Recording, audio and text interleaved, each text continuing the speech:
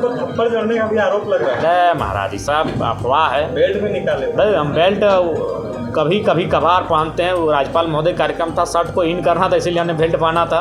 अभी कई लोगों का डिमांड था, नहीं तो जनरली आज भी देखिए आप पूरा कोल्हान देखिए, पूरा पश्चिमी सिंहभूम देखिए, किसी भी कार्यक्रम में जाके देखिएगा मेरा कमर में बेल्ट कभी नहीं होता।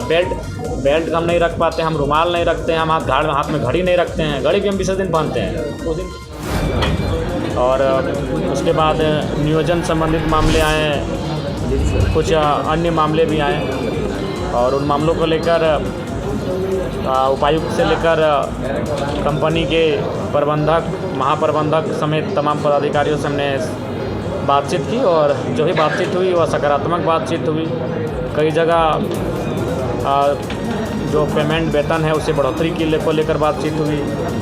कई जगह ज़मीन अधिग्रहण के बदले मुआवजा और नियोजन पर बातचीत हुई। तो कुल मिलाकर इस प्रकार की समस्याएं आज के जनता दरबार में आई और 2 घंटों से लगातार उनको सुने और संबंधित पदाधिकारियों से, विभाग से बातचीत करने का हमने प्रयास किया और संभवतः 2 एप्लीकेशन छोड़कर बाकी सभी पे हमने पदाधिकारियों से बातचीत की। सकारात्मक बातचीत हुई। जमशेदपुर कैसे आना हो गया?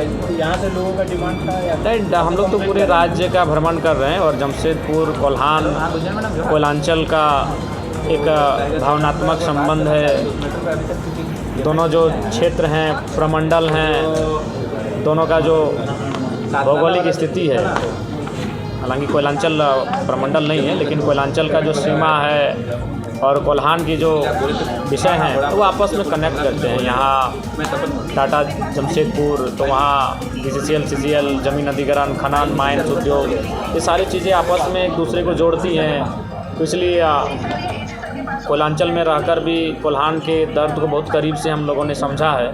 ठीक है। और अक्सर महीने में, 1.5 महीने में कोल्हान की हमारी यात्रा रही है, विगत 3 वर्षों से रही है। सिंदरी बलियापुर में जो घटना घटी रैयतों के साथ, पुलिस के सामने कंपनी के गुंडे द्वारा जो हरकत किया कि स्पष्ट कहना चाहेंगे, झारखंडियों के पास ज़मीन है और यही हमारा सबसे बड़ा अपराध है। जब तक ये ज़मीनें हमारे पास हैं तब तक हम लोग इसी तरह मारे पीटे जाएंगे। और सबसे बड़ा दुर्भाग्य है कि हमारे राज्य की जो विधि व्यवस्था है वह लाचार हो चुकी है, गुंडों के आगे नतमस्तक हो चुकी है। ये तो दिनचर्या बन चुका है। ज़मीन अधिग्रहण का मामला जहाँ भी आता है वहाँ हमें लाठी डंडा खाना पड़ता है, वहाँ हमें लात जूते खाने पड़ते हैं। ये दिनचर्या बन चुका है। इसलिए अब इस राज्य को भी आवश्यक है एक काउंटर आंदोलन की, जहाँ चूँकि ज़मीन नहीं बचेगी तो फिर हमारा अस्तित्व ही नहीं रहेगा। हम भूगोल ही नहीं बचा पाएंगे तो संस्कृति और भाषा को कहाँ रखेंगे? भाषा संस्कृति हम पेड़ों में पक्षी बनकर थोड़ी गाएंगे। भूगोल ही नहीं रहेगा तो हमारा अस्तित्व, हमारा पहचान ही मिट जाएगा। इसलिए आज ये सिंदरी ने, मैंने तो अक्सर 3 वर्षों से आप मेरे भाषण में, मेरे विषयों में कॉमन अगर कुछ पाएंगे तो वो ज़मीन पाएंगे। मैंने बार बार लोगों से आग्रह भी किया, खासकर उद्योगों के आसपास रहने वाले लोगों से, खनन के आसपास रहने वाले लोगों से मैंने कहा भी था कि आप हमारे 2 नहीं 4 पैदा कीजिए और 2 को बागी बनाइए, विद्रोही बनाइए। जब आपके सामने इसी प्रकार की आफतें आएंगी तो वो बागी बनकर उनका मुकाबला करेंगे। क्योंकि जिनको आप इंजीनियर बनाएंगे, डॉक्टर बनाएंगे, वो केस मुकदमा में उलझेंगे नहीं, लोगों को बागी बनाएंगे। बहुत सारे लोगों ने आलोचना किया, हमारे इन बातों का खंडन किया, तिरस्कार किया, लेकिन आज देख सकते हैं सच्चाई क्या है। हमने स्पष्ट कहा, आज अगर आपको अपनी फसल बचानी है तो घर में 1 बेटा को सांड पैदा करना ही होगा। सांड अगर नहीं होगा तो आके कोई भी बैल बकरी आपके फसलों को चर जाएगा। वही सिंदरी की घटना है। तो DSP महोदय से आपने बातें भी की हैं? नहीं, SP से बात किया हुआ है। SP महोदय से हमने बात किया, थाना प्रभारी से बात किया और हमने स्पष्ट कहा कि अगर पुलिस वर्दी में अगर लाठीचार्ज करती तो समझ में आता है कि अगर भीड़ अनियंत्रित हो रही है, किसी कार्य में बाधा उत्पन्न कर रही है तो उनको अधिकार है आंसू गैस, रबड़ गोला, लाठीचार्ज करने का।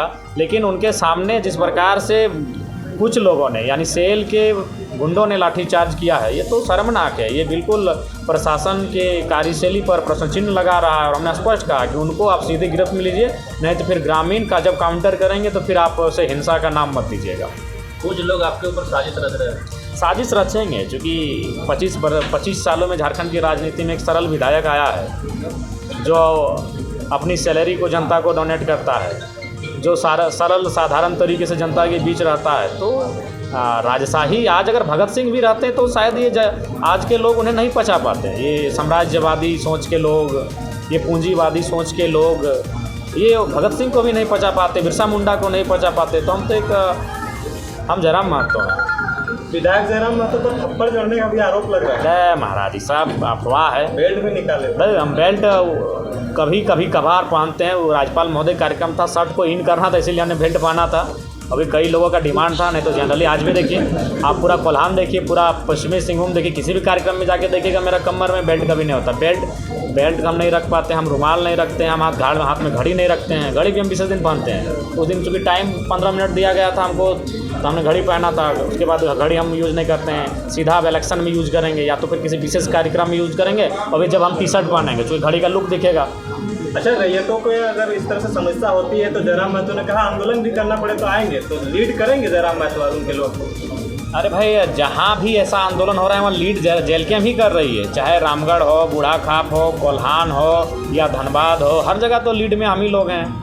लीड हम ही लोग कर रहे हैं। कल ही जो आपका BIT में हल जोतने का मामला प्रकाश में आया, किसने लीड किया? जेलकेम ने लीड किया, हमारे साथियों ने लीड किया। हर जगह हम लोग फ्रंट में आके खड़े हैं। झारखंड की ज़मीन को बचाने के लिए कोई अगर फ्रंट में आके खड़ा है तो जेलकेम खड़ा है। विधानसभा में 4 बार ज़मीन के मसले को किसी ने उठाया तो जयराम महतो ने उठाया। अभी सत्र चलेगा, वहाँ भी प्रमुखता के साथ कोई उठाएगा तो जयराम महतो उठाएगा। अंतिम सवाल, आपने 75% लोगों छात्रों को दान किया, लेकिन आपके सवाल हो रहा है कि 20 लाख का पंडाले बना दिए। अरे भाई 20 लाख का, अरे 20 लाख राशि समझते हैं कितना बड़ा राशि होता है? उसके बाद आप स्पष्ट जान लीजिए, उसमें जो भी कार्यक्रम में बाकी जो सजावट आपने देखा उसमें विभागीय सहयोग था। और जब क्योंकि महामहिम का कार्यक्रम था, आपने देखा कि सड़क मैंने तुरंत तैयार हुआ, टेम्प्रोरी ही सही सड़क बना, दीवार को तोड़ा गया, तो खर्च हम थोड़ी वहन करेंगे, ये विभागीय खर्च है। आपने विशेष नोट किया होगा कि वहाँ हमारे दल का कोई नेता मंच में नहीं था, हमारे दल का एक झंडा नहीं था, यहाँ तक कि हमने जेलकेम शब्द का उच्चारण नहीं किया मंच में, क्योंकि ये भी गवर्नर महोदय का कार्यक्रम था, यानी दल से परे। तो ये विभागीय खर्च से सहयोग मिला है, जिसके कारण आपने जो थोड़ा बहुत देखा।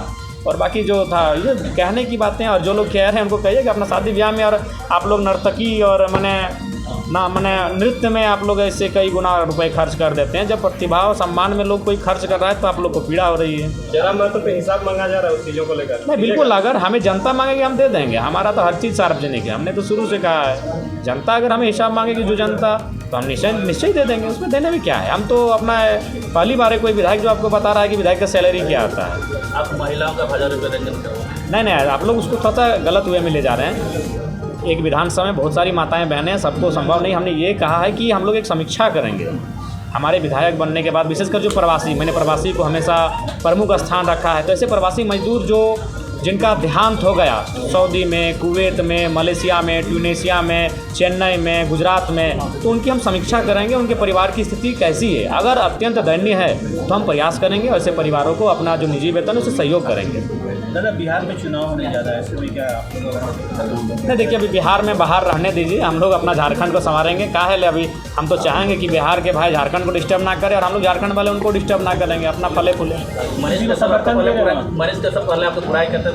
तारीफ करने लगे। देखिए तारीफ हर कोई करेगा। जयराम महतो जिन परिस्थितियों में आके विधायक बना है, जिन परिस्थितियों में आकर नेता बना है, उसकी प्रशंसा हर किसी को करनी होगी, क्योंकि अभी तक विधायक वही लोग बने हैं जो लोग राज परिवार से संबंध रखते हैं, चाहे वह चंपे सोरेन जी के पुत्र हों, या अर्जुन मुंडा की अर्धांगिनी हो, या रघुवर दास की पुत्र वधू हो, या मधु कोड़ा जी की अर्धांगिनी हो।